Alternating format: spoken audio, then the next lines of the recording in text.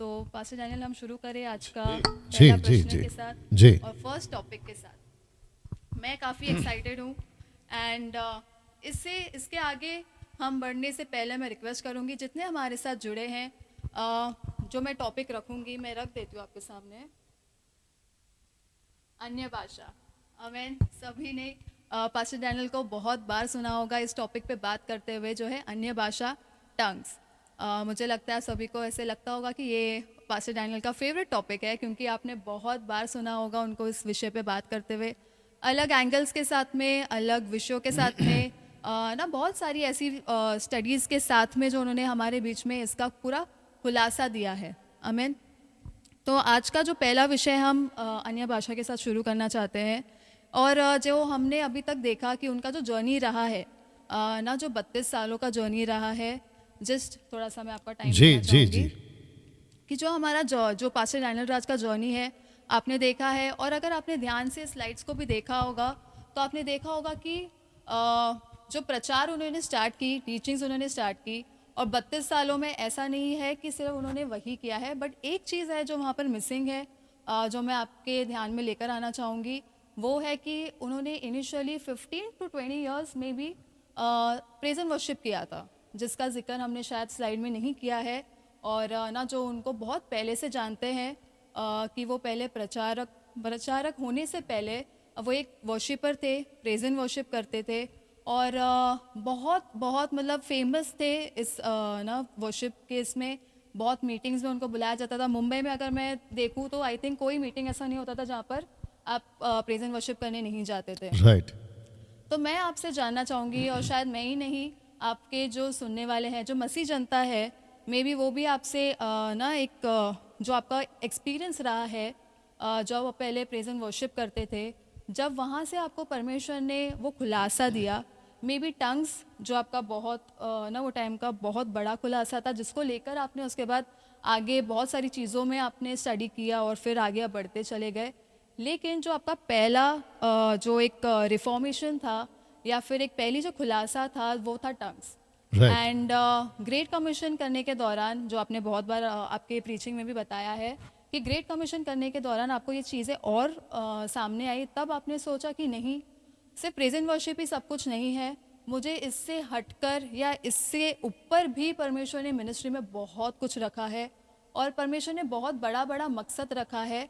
Praise and worship से मुझे थोड़ा सा ना ब्रेक लेकर, या फिर और स्टडी कर कर प्रचार को कितना इम्पोर्टेंस देना है, लोगों के बीच में कैसे पहुंचाना है, कि परमेश्वर का प्रचार कैसे होना चाहिए, खरी शिक्षा क्या है। आई थिंक ये खरी शिक्षा लाने का जो आपका पॉइंट था, मुझे नहीं लगता है कि इससे पहले हमने कभी सुना होगा कि ना खरी शिक्षा का जो दहाड़ है, तो वो एक है।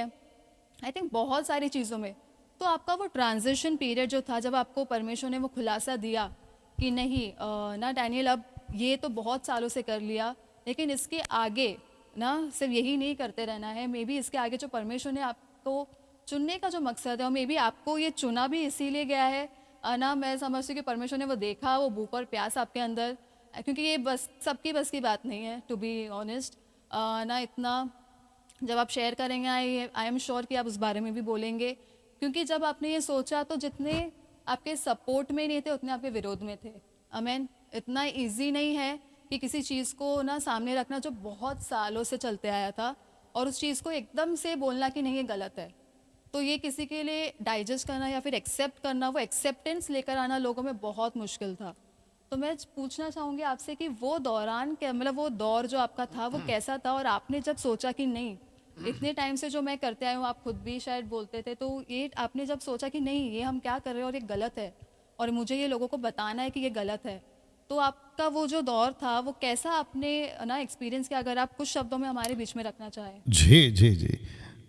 जितने अभी इस वक्त में देख रहे हैं, जो सलोमी ने क्वेश्चन किया है, मैं उसको रखूँगा, और मैं उसको ऐसे रखूँगा कि अगर रास्ता शुरुआत में ही हमने गलत ले लिया है और उसी रास्ते पे हम चलते चले गए, और अगर वो रास्ता कंक्रीट बन जाए, और फिर उसके बाद में हम दूसरों को भी सिखाते चले गए कि यही रास्ता सही है, यही रास्ता सही है, लेकिन जब डेड एंड पे पहुंचते हैं, यानी कि अंतिम जो छोर है वहाँ पहुंचते हैं, फिर पता चलता है पीछे पलट करके हम तो गलत रास्ता का चुनाव कर लिया। फिर उसके बाद में जितने को हमने एड्रेस दिया था कि ये रास्ता सही है, ये रास्ता, उनको कन्विंस करना कि मैं गलत था, आप अभी गलत चले गए मेरी वजह से, अब वापस से यू टर्न करिए और वापस आप सही ट्रैक पे आइए क्योंकि मैं सही ट्रैक पे जा रहा हूँ। तो कन्विंस करना बहुत मुश्किल है, जैसे आपने अपने स्टेटमेंट में बोला ना।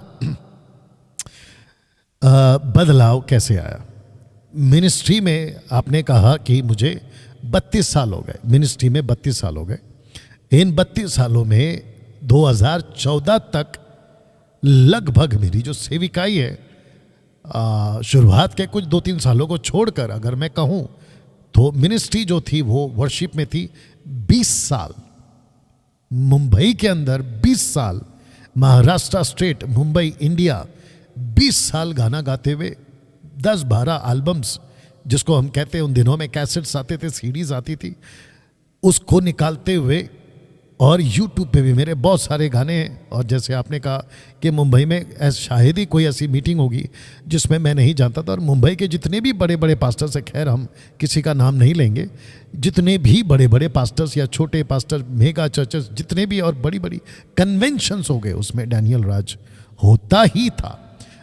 बीच में मुझे ये भी सुनने को मिला था कि ऑर्गेनाइजर्स को कहा गया था कि बाकी वर्शिपर्स के द्वारा, खैर नाम नहीं लेंगे, कि डैनियल राज को ही क्यों बुलाते। मतलब इतना हो गया था कि पैम्पलेट पर, पोस्टर पर, मीटिंग्स के होर्डिंग्स पर डैनियल राज और फोटो, डैनियल राज और फोटो, ये इतना होता था ना। आपने पूछा कि बदलाव कैसे आ गया, तो बदलाव इसलिए आया कि 2014 में जब हम, है ना, किसी एक किताब पे काम कर रहे थे और वो है ग्रेट कमीशन, और तब वहाँ से मैं एनालाइज कर पाया, कैलकुलेट कर पाया कि चीज़ें मसीह के दय में कितनी बिगड़ रही हैं और कितना कुछ गलत शिक्षाएं हो रही है।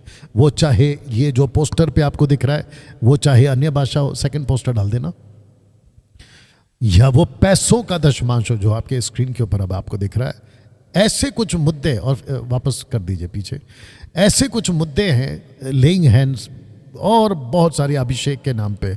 तो जब मैंने उसको कैलकुलेट किया, मैंने जब देखा कि अरे गड़बड़ तो बहुत है, फिर वहाँ से जिसको हम परमेश्वर का वचन कहते हैं, वर्ड ऑफ गॉड, बाइबल जिसको हम कहते हैं, इसमें से मैंने जब कॉन्टेक्स्ट में पढ़ना शुरू किया, देखिए सलोमी, मिनिस्ट्री सब कर रहे हैं, चर्चेस, आपका माइक बंद है शायद, मिनिस्ट्री सब कर रहे हैं, चेक कर लीजिए, चेक, हाँ अभी है, मिनिस्ट्री सब कर रहे हैं, मिनिस्ट्री सब कर रहे हैं, बड़े बड़े चर्चेस, मेगा चर्चेस, पास्टर सब कर रहे हैं। लेकिन मेरा पॉइंट ये है, वो मिनिस्ट्री कहाँ है जो यीशु छोड़ कर गए थे? वो चर्च कहाँ है जो यीशु अपने पतरस को देकर गया था, पतरस के बाद पौलुस को दिया गया था, तिमोथी, टाइटस को दिया गया था? वो ट्रैक कहाँ है, वो फाउंडेशन कहाँ है, और वो पैटर्न कहाँ है, और वो स्क्रिप्चर की बातें कहाँ हैं? आज बहुत गड़बड़ है।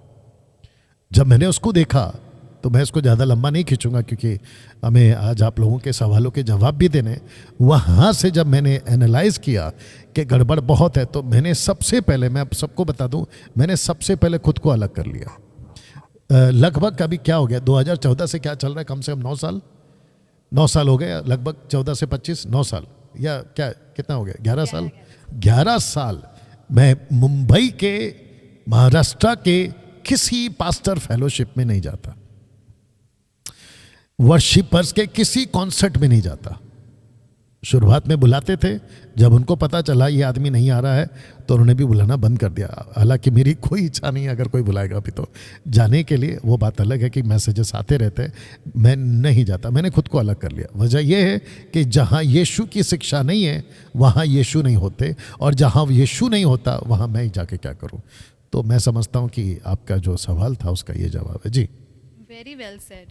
आई थिंक जो इस सिचुएशन में है, या फिर आपसे जो रिलेट कर पाते हैं, जो एक कल्चर को फॉलो करते आए थे, जैसे आपने बताया, तो वो एक कल्चर को चेंज करना, या फिर होता है कि बहुत टाइम से ना एक चर्च में अगर कोई जाता है व्यक्ति, और फिर तभी उनको लगता है कि नहीं ये नहीं है, शायद उन्होंने आपको सुना हो, या फिर 10% जो प्रचारक है सही शिक्षा को प्रचार करते हैं जी, उनको सुना हो, तब उनको लगा कि नहीं ये तो गलत है, एंड फिर उन्होंने अगर ना निर्णय लेना चाहा कि नहीं मुझे अब नहीं इनसे फेलोशिप करना है, इनसे नहीं ना, या फिर मुझे इनको भी बताना है कि क्या सही है, तो वो जो डिसीजन लेना होता है या फिर जो ये चीज़ों से आपने जो बताया रिलेट कर पाते हैं कि Right. नहीं मुझे भी लड़ना है या फिर मुझे भी ना they need to speak up, they need to stand for this for himself और देम सेल्फ, एंड उनको भी बताना है अपने लोगों के बीच में कि नहीं ये गलत है और आपको मैं बता रहा हूँ, या फिर मैं ना उनको भी स्टडी करना ज़रूरी है ऑफकोर्स, जैसे आपने Right. किया है।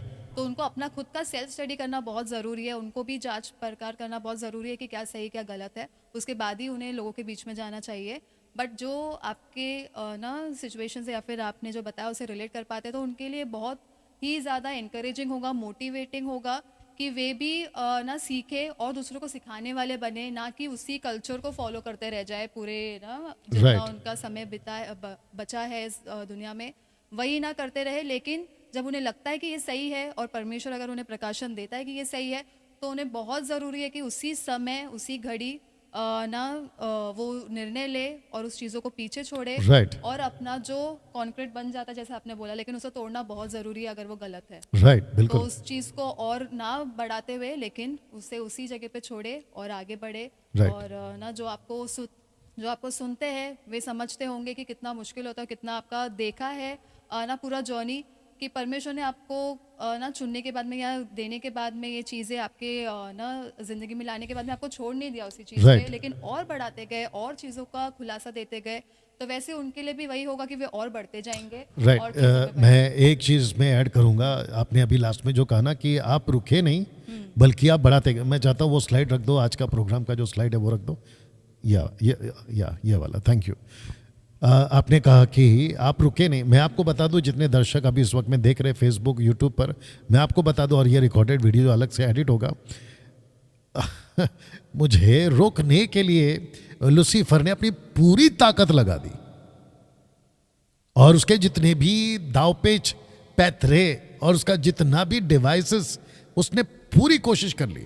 मेरे अगेंस्ट में वीडियो इतनी बनती है कि वो कहता है कि अगर मैं इसके विरोध में वीडियो बनाऊं तो ये थक जाएगा, ये टूट जाएगा, ये बिखर जाएगा, ये डिस्करेज हो जाएगा, ये निराश हो जाएगा, हताश हो जाएगा। लेकिन नहीं, मैं उल्टा उतना ऊपर उभरा और बढ़ चढ़कर, और अब बता दूं कि आपको भी पता है, because you are my daughter, आपको पता है कि हम किस लेवल पे काम कर रहे हैं। हम पूरे भारत में जितना विरोध हो रहा है उतना बढ़ चढ़कर काम कर रहे हैं, और अब तो हमने क्या कहते हैं, एक कदम आगे नहीं बल्कि हमने एक लंबी छलांग लगा दी, और वो है बाइबल कॉलेज शुरू करके।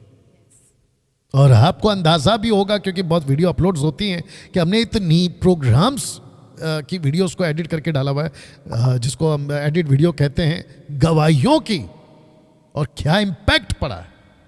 तो जिसके चलते मैं रुकूंगा तो नहीं, और जितने हमारे ऐसे लोग हैं जिनको लगता है कि ये रुक जाएगा, ये बंद हो जाएगा, देखो आपको भी पता है कि जिस पेड़ को परमेश्वर ने लगाया उसको कोई माई के लाल उखाड़ नहीं पाएगा, और जिसको नहीं लगाया है उसको कितना भी कोशिश करो कोई नहीं टिका पाएगा। जी, थैंक यू। जैसे आपने वही कहा कि यीशु के भी विरोध में ना बहुत लोगों ने किया था, क्योंकि यीशु ने भी यही चीज़ की थी कि उन्होंने जो उनका कल्चर चलते आया था उसके बीच में उन्होंने कहा Right. कि ये गलत है, ये गलत है, ये गलत है, और वो सही शिक्षा देने आए थे। तो लेकिन उनका भी जैसे किसी ने सपोर्ट नहीं किया था, उनको भी पागल कहा उनका गया। भी विरोध होता था, उनके घर के लोगों ने उनको पागल बोला, बिल्कुल सही कहा आपने। लेकिन हम नहीं कहते, लेकिन हम उतना ही सपोर्ट करना चाहते हैं कि आप और ना किंगडम में नहीं बढ़े। नहीं आई नो मसीह समाज में बहुत सारे ऐसे लोग हैं जिनको मैं हजम नहीं होता हूँ, और अभी भी बैठ के देख रहे होंगे कि बोले भाई अब ये नया क्या आ गया है, डैनियल राज एक आवाज़। उनको तो पहली बात ये हजम ही नहीं हो रही है कि डैनियल राज एक आवाज़ का प्रोग्राम का नाम कैसे रख लिया। कंटिन्यू। तो मैं वो स्लाइड में जाती हूँ जिसका टॉपिक हमें आज डिस्कस करना है। हाँ, ये कुछ क्वेश्चंस का हिसाब से कर लीजिए जी। तो जैसे हम ना काफ़ी समय बीत रहा है, तो हम शुरू करते हैं आज का हमारा एपिसोड का पहला टॉपिक जो है अन्य भाषा। और हमारे पास में जो बहुत सारे कॉमन क्वेश्चंस आए हैं अन्य भाषा को लेकर, जो रिलेटेड क्वेश्चंस है मैं आपके बीच में रखना चाहूँगी। ओके। जो है कि क्या टंग्स बोलना ज़रूरी है। मैं आपको एक साथ क्वेश्चंस बिल्कुल, बताती हूँ तो आप एक बिल्कुल, साथ उनका बिल्कुल। आंसर दे सके। क्या टंग्स बोलना ज़रूरी अच्छा, है? ये उनका नाम भी है क्या उसमें? नहीं, ये बहुत कॉमनली आया था। क्योंकि ओके tongues से ओके, तो related उनको था। प्लीज़ बता दीजिए कि आपके जो मैसेजेस हैं वो हमारे पास में पहुँचे हैं इस नंबर पे। एक बार स्लाइड दिखा दो। इस नंबर पे पहुँचे हमारे पास। ये जो नंबर है, नंबर पढ़ दीजिए प्लीज़। आपके जो क्वेश्चंस है और जो विचार थे वो हमें इस नंबर पे पहुँचे हैं, जो है 9082674102।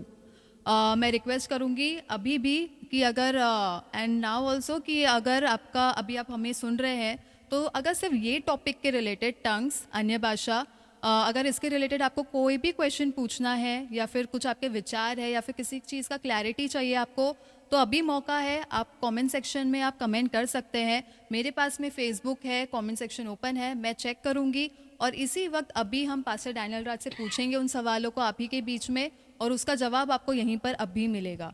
तो आप ना जल्दी से आपके कमेंट स्टार्ट करें और हमें सिर्फ टंग्स के ऊपर आपके जो भी क्वेश्चन है वो पूछे। कोई और टॉपिक पे अगर आपको पूछना है तो आप इसी नंबर पे आप हमें मैसेज या वॉइस नोट भेज सकते हो। आपके लिए मैं फिर से नंबर दोहरा देती हूँ, जो है 9082674102।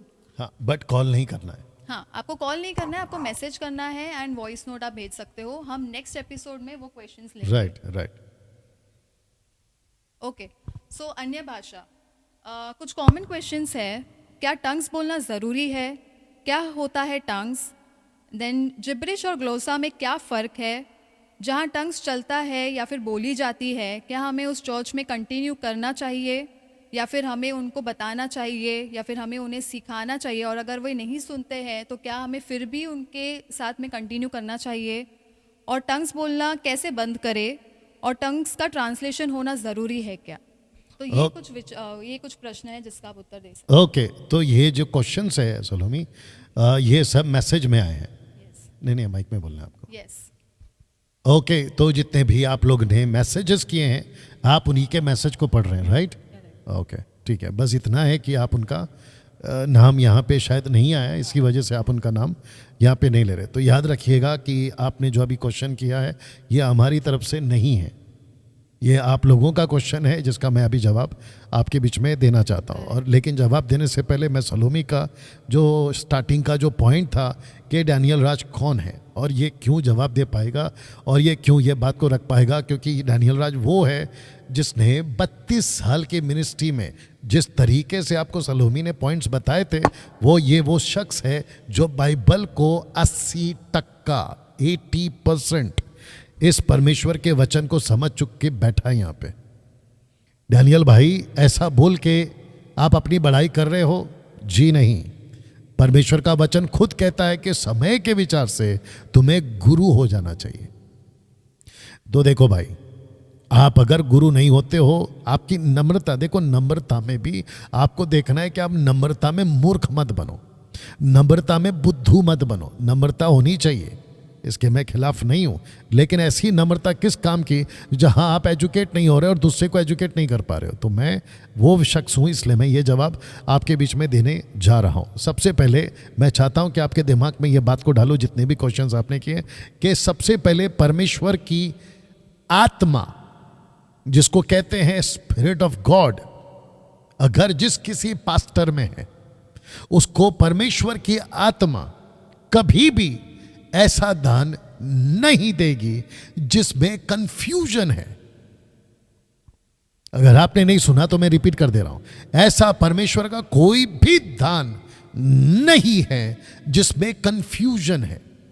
अगर आपके पास में, अगर आपका बाइबल ओपन है तो मैं चाहता हूं आप एक स्क्रिप्चर पढ़ दीजिए, इसको यहां रख दीजिए, इसको चलेगा। ओके, पहला कुरिन्थियों 14 का 33, फर्स्ट कुरिन्थियन 14:33, पहला कुरिन्थियों 14 का 33।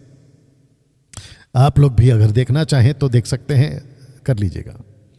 या सुमन जी, फर्स्ट कोरिन्थियन 14:33। हाँ, क्योंकि परमेश्वर गड़बड़ी का नहीं परंतु शांति का परमेश्वर है। ओके, आपके पास उसमें इंग्लिश है यस। या उसी में क्या ढूंढना पड़ेगा? नहीं है। अच्छा जी, टोटल जितने दर्शक देख रहे हैं, मैं अपनी तरफ से आपको बता दूं कि जितना हो सकता है शेयर करिए, वॉच पार्टी करिए, और जितने लोगों ने व्हाट्सएप ग्रुप बनाया है उसमें प्लीज़ इसकी लिंक डाल दीजिएगा, यूट्यूब और फेसबुक की।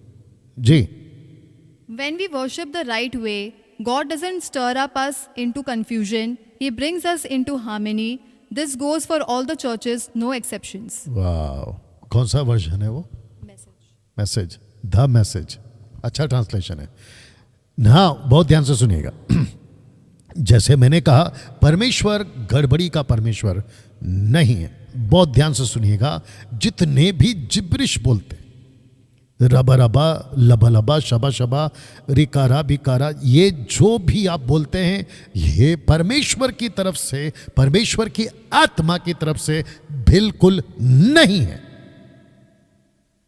ये दिमाग में बात डाल लो और गांठ बांध लो। जितने भी क्वेश्चन किए गए हैं आप लोगों ने, ये सबसे पहली बात परमेश्वर की ओर से नहीं है। आपको मैंने अभी स्क्रिप्चर बताया, परमेश्वर कंफ्यूजन पैदा नहीं करता। कंफ्यूजन से क्या मतलब है डैनियल भाई? कंफ्यूजन से मेरा मतलब ये है कि आप बात कर रहे हो, वहाँ किसी को समझ नहीं आ रही, और जिसको जो बोल रहा है वो नहीं समझ पा रहा है, जो सुन रहा है वो समझ नहीं पा रहा है, और फिर कहते हो कि परमेश्वर ने मुझसे ये कहा है, जबकि तुम खुद कह रहे हो लेकिन किसी को इसका इंटरप्रेट नहीं मिला है। ऐसा कंफ्यूजन कभी परमेश्वर नहीं करता। बहुत ध्यान से सुनिएगा, ऐसी बात बोलने जा रहा हूं, आपने शायद नहीं सुनी, खास करके विरोधियों ने और ठंग्स के जो कॉन्सेप्ट वाले उन लोगों ने। मैं आपको बता दूं, पतरस ने जब भाषा बोली थी वो खुद समझ रहा था कि मैं क्या बोल रहा हूं, नंबर 1। नंबर 2, जो वहां पब्लिक थी वो समझ रही थी कि ये कौन सी भाषा बोल रहा है, क्योंकि उन्होंने साफ कहा है कि ये हमारी मातृभाषा है। तो पतरस जो बोल रहा था वो समझ रहा था, जो पब्लिक सुन रही थी वो समझ रही थी। तो बोली और समझी और सुनी जा रही या बोली जा रही है उस भाषा को उनके मातृ देश में, मतलब उनके नेटिव प्लेस में वो लैंग्वेज चल रही है या बोली जा रही थी। ऐसी कोई भाषा परमेश्वर ऊपर से नहीं देता।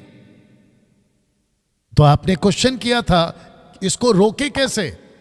ये सवाल ही गलत है भाई। आपके पास अगर गलत आत्मा आ गई है, शैतान की आत्मा आ गई है, इसके ऊपर क्वेश्चन कैसा कि इसको रोके कैसे? इमीडिएटली आपको रोकना है, तुरंत। क्योंकि परमेश्वर का दान किसी पास्टर के हाथ रखने से नहीं आता, और ना ही कोई दे सकता है इस प्लेनेट के ऊपर। वो चाहे पतरस के टाइम पे हो, किसी ने नहीं दिया, वो चाहे पौलुस के टाइम पे हो, किसी ने। परमेश्वर का आत्मा तय करता है कि किसको दान देना है और किसको नहीं देना है। आप और मैं तय नहीं करते। दूसरी चीज, जिस चर्च में ये एक्टिविटीज होती है, जिब्रिश बोली जाती है, प्रीचर अभी बस मैं किसी का नाम नहीं ले रहा, इशारा दे देता हूं, इंदौर मध्य प्रदेश, इंदौर से ऐसे कुछ 3 लोग बैठ के अभी फेसबुक पे लाइव शुरू किए हैं, कुछ लेंट डे का कॉन्सेप्ट को लेके, 40 दिन का उपवास का कॉन्सेप्ट को लेके स्टार्ट किए हैं। और मैं जानता हूं उस आदमी को, बस मैं नाम नहीं ले रहा हूं। मुझे इतना गुस्सा आया वो वीडियो को देखकर, वो प्रोग्राम को देखकर। मैं आपको बताता हूं वजह क्या है, और अगर वो सुन रहा है तो उसके पास में ये मैसेज पहुंचाइए। वो जिब्रिश बोलते हुए वो अपना प्रोग्राम चला रहा है, जबकि वह परमेश्वर का वचन कहता है, जो कि जिब्रिश नहीं है, बाइबल में ग्लोसा है, कहता है कि तुम पब्लिक में ग्लोसा यानी कि अन्य भाषा, जिसको कहते हैं अर्थली लैंग्वेज, पब्लिक में नहीं बोलना है। अगर पब्लिक में बोलना है तो आपके पास में अनुवादक होना चाहिए। प्लीज पढ़ लीजिए कि किनको जवाब देना है, और मैं जल्दी खत्म करूंगा इसके ऊपर। जी, 1 कोरिन्थियों 14 का 26 से पढ़ लीजिए। जितने दर्शक देख रहे हैं, मसीह जनता, बात को समझिएगा। और सलोमी भी इस बात को बाद में बोलेगी कि अगर किसी को भी डिबेट करना है, मुंबई आइए, अपने खर्चे से आइए, फ्लाइट से आइए, ट्रेन से आइए, बैलगाड़ी से आइए, चल के आइए, लेकिन डैनियल राज आपको मेरे ऑफिस में और मेरे बाइबल कॉलेज क्लासरूम में पूरा सेटअप के साथ में आपकी शूटिंग करवा देगा, वो भी मुफ्त में, और आपको खाना भी खिलाऊंगा। जी पढ़िए। 1 कोरिन्थियों 26 हाँ, से, माइक 14 नसी का कर लेना। 26। हाँ, इसलिए हे भाइयों, क्या करना चाहिए? जब तुम इकट्ठे होते हो तो हर एक के हृदय में भजन या उपदेश या अन्य भाषा या प्रकाश या अन्य भाषा का अर्थ बताना रहता है। सब कुछ आत्मिक उन्नति के लिए होना चाहिए। यदि अन्य भाषा में बातें करनी हो, ओके, यदि अन्य भाषा, वहां पर ग्रीक में ग्लोसा है, जिब्रिश नहीं है। आप अगर यूनानी बाइबल पढ़ोगे तो वहां ग्लोसा आएगा। जी, यदि अन्य भाषा में बातें करनी हो तो 2 या बहुत हो तो 3 जन बारी बारी से बोले और एक व्यक्ति अनुवाद करे। इसका मतलब क्या है? 2 या 3 क्यों बोले? क्योंकि वहां समझने के लिए कोई चाहिए और उसका अनुवादक भी चाहिए। तो मुझे नहीं समझ में आता, ये इंदौर वाला अपने 3 लोगों को लेकर जिब्रिश बोलते हुए तुम वर्शिप कर रहे हो, जिब्रिश बोलते हुए तुम बातें कर रहे हो, कैसे कर रहे हो? ये प्रोटोकॉल है, परमेश्वर के पवित्र आत्मा के दान का ये प्रोटोकॉल है। और ऊपर से कहते हो कि डैनियल राज पवित्र आत्मा का मजाक उड़ा रहा है। मजाक तो तुम जैसे लोग उड़ाते हो। जबकि पौलुस ने, अगर पौलुस का कलीसिया के टाइम पे अगर तुम जैसे लोग होते, मैं तो समझता हूं कि जैसे पतरस को पौलुस ने मुंह पे सुनाया था, गलेशियन चैप्टर 2 वर्स 11 में मुंह पे सुनाया था कि पतरस तू गलत कर रहा है, ऐसे वो शायद आकर तुम लोगों को मुंह पे सुनाता। बस फर्क इतना है कि मैं तुमको यहां से सुना रहा हूं। तो जिस किसी भी चर्च में अन्य भाषा बोली जाती है, यानी जिब्रिश, इमीडिएटली छोड़ दो। डैनियल भाई कैसे छोड़ दें, हम तो पुराने चर्च में। तो भैया चॉइस तुम्हारा है। आपने मुझसे सवाल पूछा है ना, क्या करें, यह है जवाब। अगर आपको जवाब पड़ता है तो ले लीजिए, नहीं पड़ता तो आपका चॉइस है वो। लेकिन गलत तो गलत है। इसके चलते होगा क्या डैनियल भाई, आप अपना अनंत काल का जीवन खो दोगे। डंके की चोट पे बोल रहा हूं। You will never enter to the kingdom of God. You will lose your salvation just because of speaking gibberish. You will lose your salvation. ये तो पक्की बात है। अगर इसके ऊपर बहस करना है तो आओ। यस, ऑफ कोर्स बहुत अच्छे से ना आपने समझाया। और जो 6 हमारे पास में क्वेश्चंस आए थे टंग्स को लेकर, उसका आई ट्रस्ट कि सभी लोगों को उसका जवाब मिल गया होगा और क्लैरिटी मिली होगी कि हमें क्या करना चाहिए। और जैसे आपने बताया कि अगर ना वो आपका निर्णय है, वो आपका चॉइस है कि आपको फिर भी कंटिन्यू करना है जानते हुए भी कि गलत है, तो वो आपका निर्णय है। लेकिन अगर जो ऐसा ना सोचते हैं कि नहीं अभी हमें नहीं करना है, और उनके आसपास में अगर इलाके में नहीं है या फिर शहर में या फिर गांव में नहीं है जहाँ पे खरी शिक्षा का प्रचार होता है, तो आप ऐसे लोगों से क्या कहना चाहेंगे कि वो हमारे साथ में जुड़ सकते हैं, राइट? एंड बिल्कुल जुड़ सकते हैं। मैं तो कहता हूं और आपको बता दूं, बड़ी तादाद में, हजारों की तादाद में पूरे विश्व से और खास करके भारत से, पड़ोसी मुल्क पाकिस्तान से, नेपाल से हजारों की तादाद में लोगों ने जिब्रिश बोलना छोड़ दिया है। नंबर 1, उन्होंने अपने चर्च को छोड़ दिया है।